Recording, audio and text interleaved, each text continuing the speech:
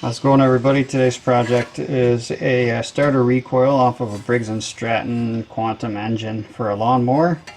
And as some of you might already notice, our problem today is one of the starter pawls, or dogs, is actually not retracting like the other one. So we're going to take a look at this and see if we can fix the problem. So what I'm going to do is I'm going to take this top plate off and look underneath there and see what's going on.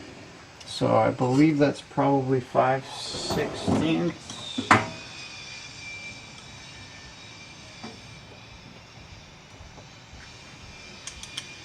Let's see.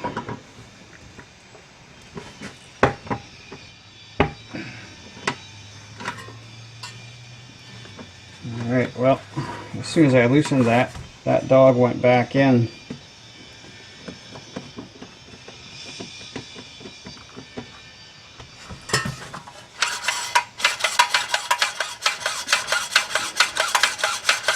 It's quite possible that the last person in here just tightened this down too much, because all I did was loosen it off and then sort of snugged it up.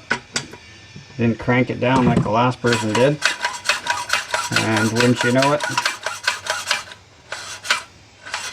now the dog's working perfectly.